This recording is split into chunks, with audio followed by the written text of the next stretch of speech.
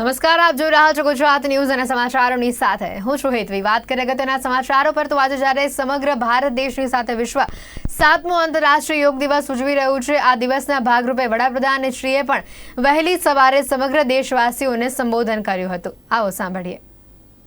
बना हुआ है। 2 वर्ष से दुनिया भर के देशों में और भारत में भले ही बड़ा सार्वजनिक कार्यक्रम आयोजित नहीं हुआ हो, लेकिन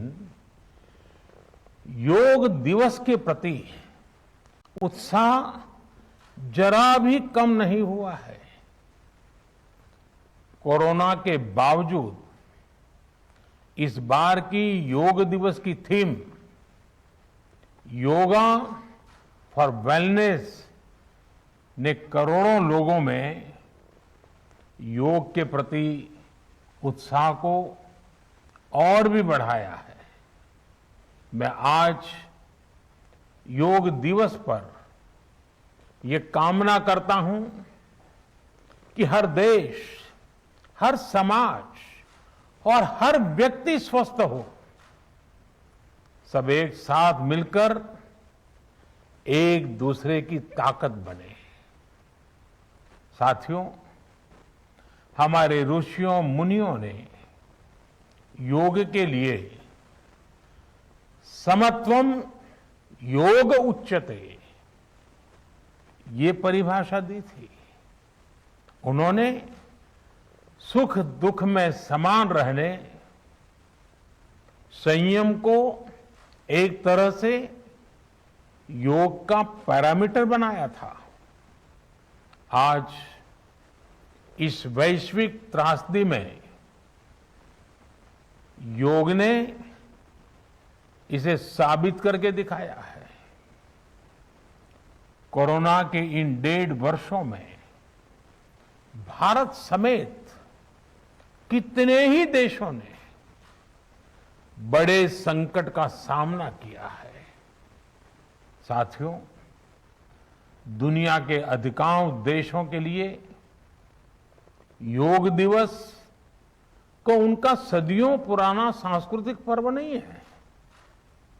इस मुश्किल समय में, इतनी परेशानी में लोग इसे आसानी से भूल सकते थे, इसकी उपेक्षा कर सकते थे, लेकिन इसके विपरीत लोगों में योग का उत्साह और बढ़ा है, योग से प्रेम बढ़ा है।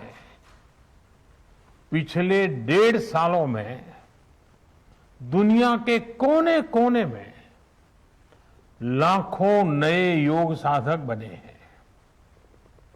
योग का जो पहला पर्याय संयम और अनुशासन को कहा गया है, सब उसे अपने जीवन में उतारने का प्रयास भी कर रहे हैं।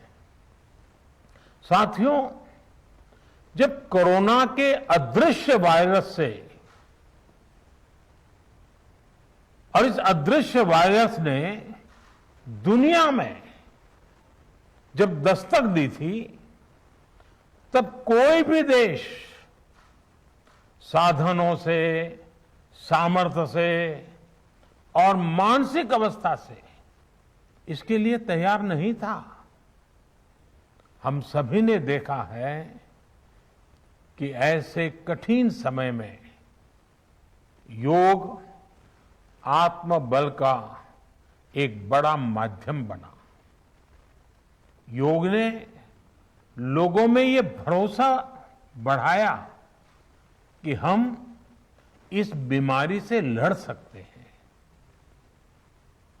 मैं जब फ्रंटलाइन वॉरियर्स से, डॉक्टर से बात करता हूं, तो मुझे बताते हैं कि कोरोना के खिलाफ लड़ाई में उन्होंने योग को भी अपना सुरक्षा कवच बनाया। डॉक्टरों ने योग से खुद को भी मजबूत किया और अपने मरीजों को जल्दी स्वस्थ करने में इसका उपयोग भी किया।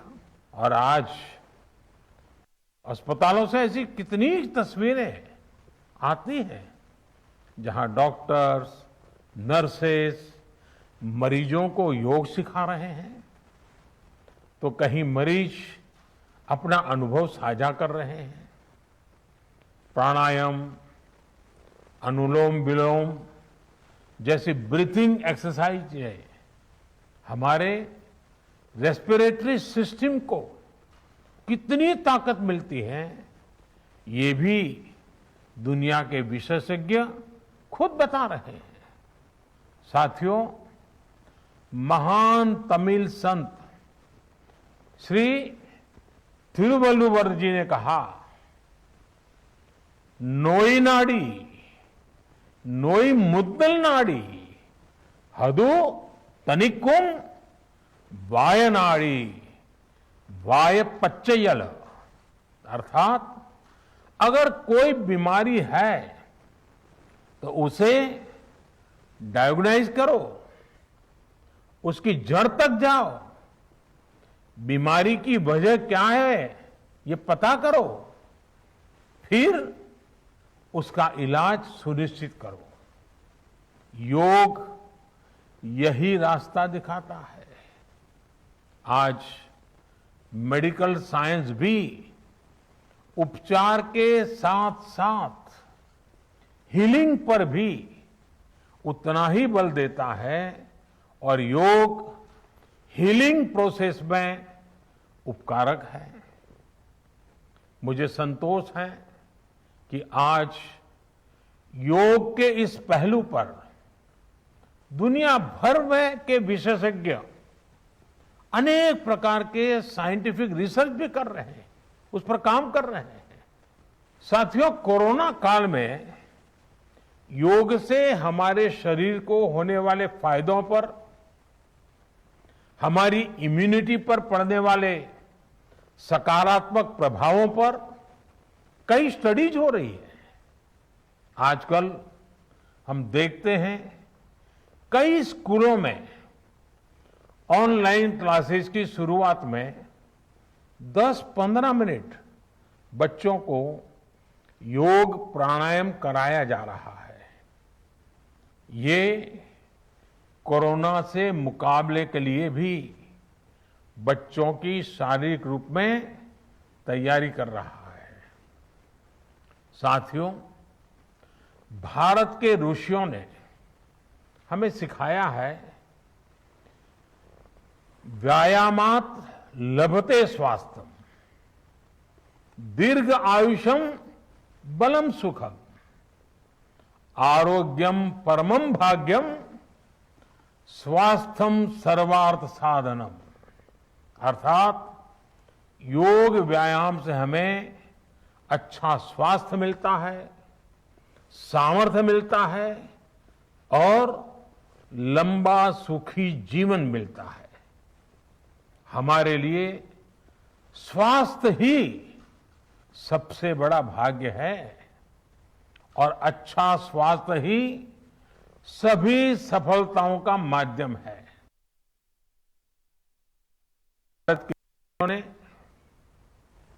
भारत ने जब भी स्वास्थ्य की बात की है तो इसका मतलब केवल शारीरिक स्वास्थ्य नहीं रहा है। इसलिए योग में फिजिकल हेल्थ के साथ साथ मेंटल हेल्थ पर इतना जोर दिया गया है। जब हम प्राणायाम करते हैं, ध्यान करते हैं, दूसरी यौगिक क्रियाएं करते हैं, तो हम अपनी अंतर चेतना को अनुभव करते हैं। योग से हमें ये अनुभव होता है कि हमारी विचार शक्ति, हमारा आंतरिक सामर्थ्य इतना ज्यादा है कि दुनिया की कोई परेशानी, कोई भी नेगेटिविटी हमें तोड़ नहीं सकती। योग हमें स्ट्रेस से स्ट्रेंथ की ओर और नेगेटिविटी से क्रिएटिविटी का रास्ता दिखाता है। योग हमें अवसाद से उमंग और प्रमाद से प्रसाद तक ले जाता है। Friends, yoga tells us that so many problems might be out there, but we have infinite solutions within ourselves. We are the biggest source of energy in our universe. We do not realize this energy because of the many divisions that exist. At times, the lives of people exist in silos. These divisions reflect in the overall personality as well. The shift from silo to union is yoga. A proven way to experience a realization of oneness is yoga. I am reminded of the words of the great Gurudev Tagore, who said, and I quote, "The meaning of our self is not to be found in its separateness from God and others, but in the ceaseless realization of yoga of union," unquote. The mantra of Vasudhaiv Kutumbakam, which India has followed since ages, is now finding global acceptance. We all are praying for each other's well-being. If there are threats to humanity, yoga often gives us a way of holistic health. Yoga also gives us a happier way of life. I'm sure yoga will continue playing its preventive as well as positive role in healthcare of masses. साथियों, जब भारत ने United Nations में अंतर्राष्ट्रीय योग दिवस का प्रस्ताव रखा था, तो उसके पीछे यही भावना थी कि योग विज्ञान पूरे विश्व के लिए सुलभ हो। आज इस दिशा में भारत ने यूनाइटेड नेशंस WHO के साथ मिलकर एक और महत्वपूर्ण कदम उठाया है। अब विश्व को एम योगा ऐप की शक्ति मिलने जा रही है। इस ऐप में कॉमन योगा प्रोटोकॉल के आधार पर योग प्रशिक्षण के कई वीडियोस दुनिया की अलग अलग भाषाओं में उपलब्ध होंगे। ये आधुनिक टेक्नोलॉजी और प्राचीन विज्ञान के फ्यूजन का भी एक बेहतरीन उदाहरण है। मुझे पूरा विश्वास है एम योगा ऐप योग का विस्तार दुनिया भर में करने और वन वर्ल्ड वन हेल्थ के प्रयासों को सफल बनाने में बड़ी भूमिका निभाएगा। साथियों, गीता में कहा गया है, तम विद्या दुख संयोग वियोगम योग संगीतम, अर्थात दुखों से वियोग को, मुक्ति को ही योग कहते हैं।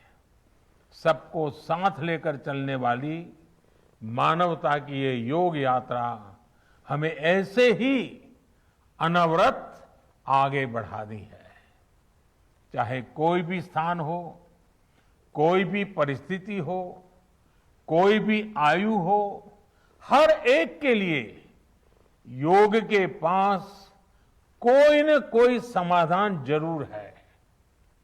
आज विश्व में योग के प्रति जिज्ञासा रखने वालों की संख्या बहुत बढ़ रही है। देश विदेश में योग प्रतिष्ठानों की संख्या में भी वृद्धि हो रही है। ऐसे में योग का जो मूलभूत तत्व ज्ञान है, मूलभूत सिद्धांत है, उसको कायम रखते हुए योग जन जन तक पहुंचे, अविरत पहुंचे, निरंतर पहुंचे, ये कार्य आवश्यक है। और ये कार्य योग से जुड़े लोगों को, योग के आचार्यों को, योग के प्रचारकों को साथ मिलकर करना चाहिए। हमें खुद भी योग का संकल्प लेना है और अपनों को भी इस संकल्प से जोड़ना है। योग से सहयोग तक का ये मंत्र हमें एक नए भविष्य का मार्ग दिखाएगा, मानवता को सशक्त करेगा। इन्हीं शुभकामनाओं के साथ आज अंतर्राष्ट्रीय योग दिवस पर पूरी मानव जात को, आप सभी को बहुत बहुत शुभकामनाएं, बहुत बहुत धन्यवाद।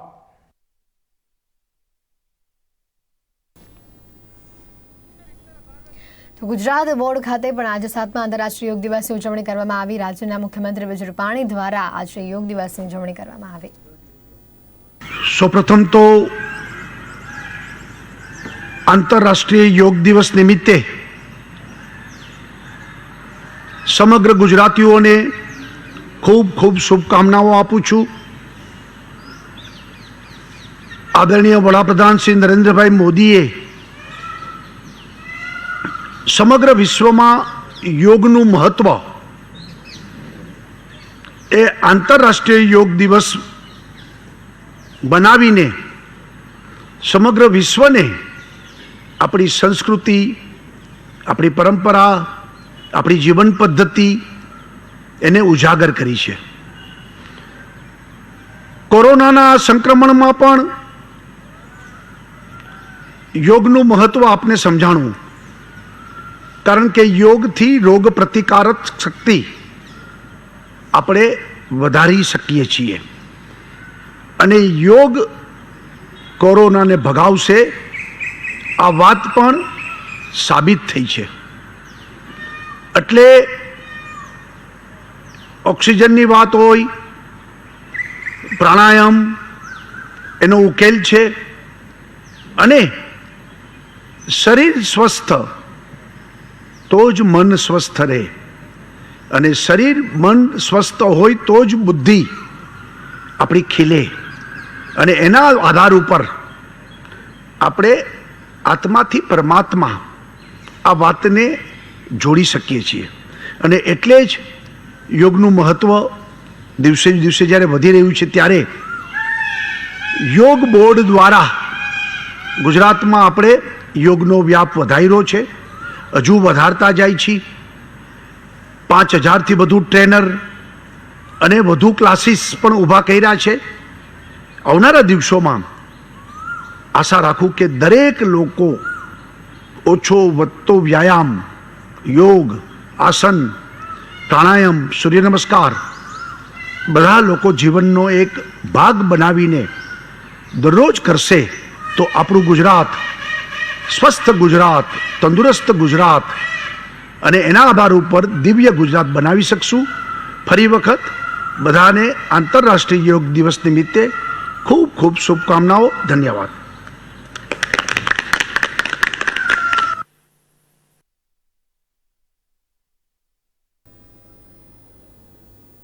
આગળ વાત કરીએ તો બીએસએફના જવાનો દ્વારા પણ આજે સરહદ પર કહી શકાય આંતરરાષ્ટ્રીય યોગ દિવસની ઉજવણી કરવામાં આવી અને તે લોકો દ્વારા પણ સમગ્ર દેશની જનતાને સંદેશો આપવામાં આવ્યો કે યોગ કેટલું જરૂરી છે। આપ 3 દ્રશ્યોમાં પણ જોઈ રહ્યા છો, જમ્મુ કાશ્મીર, લદ્દાખ અને ગલવાન ઘાટીથી તમામ જવાનોએ સંદેશો આપ્યો સમગ્ર દેશની જનતાને કે શરીરને ફિટ રાખવા માટે યોગ જરૂરી છે। કડકડતી ઠંડીમાં જવાનો દ્વારા આજે યોગ કરવામાં આવ્યો।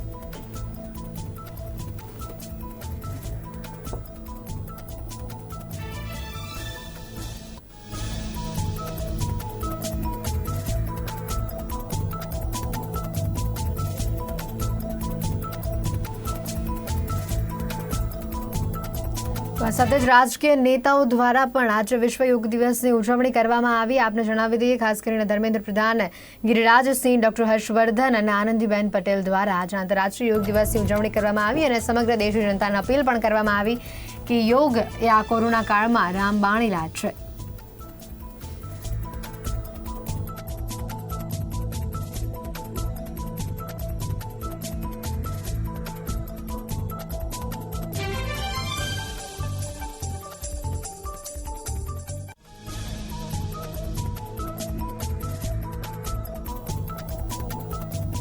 તો આ હતા અત્યાર સુધીના સમાચાર. વધુ સમાચાર માટે આપ જોતા રહો ગુજરાત ન્યૂઝ.